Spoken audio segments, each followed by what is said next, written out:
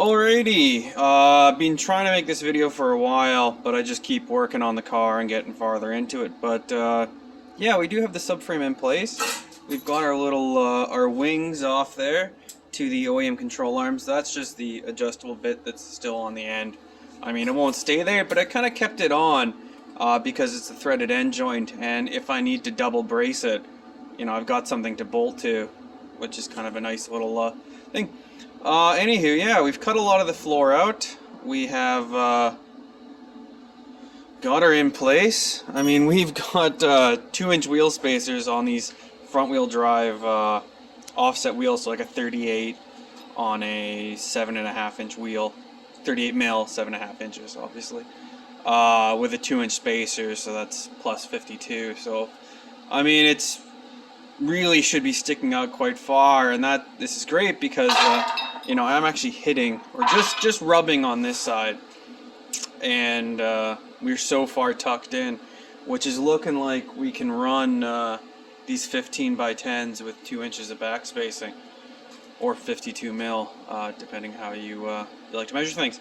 Yeah, so it's nice and tucked up, and that's at the static zero position of the suspension, which is in the 240. It has a very good, I believe they call it launch, or there's some term for it, for the geometry on a S13 rear subframe, but only at its zero position, so it's normal ride height, which is where all the control arms are straight. So yeah, that's great. We've kind of got our back mounts made up. We're going to keep them a little loose, so if we have to adjust anything, but it's basically just, it goes to the factory bushings with some rods that go in and some bolts, but they're going to be kind of a pain to put in.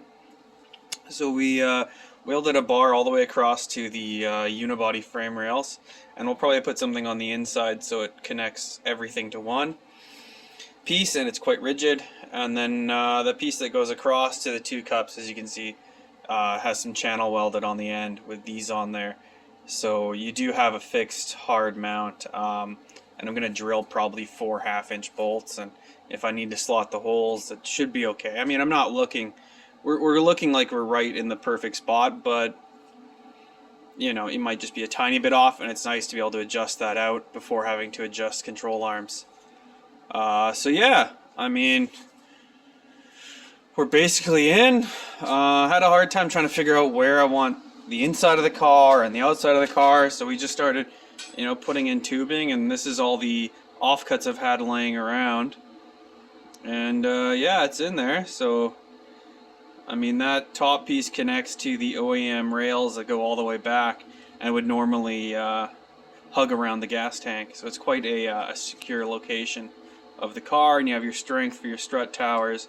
I mean, we're going to reinforce that because we got to put coilovers on. We're going to be using Z32 ones, those there, because they're quite short and they're TNs, and this is probably the only Camaro in the world running TNs. Not that it's a big deal, but it's kind of funny. So yeah, bunch of 16 gauge square tubing. Be plating it all in. Obviously gonna have to get rid of a lot of this undercoating and to start cleaning off paint, and yeah, just weld, and I can start removing all these little cross braces I tacked into place because the car is fairly, it should be pretty secure. I'm hoping that this structure with all its fixed points makes the car as rigid as can be, and then plating in the rest is just a little bit extra security.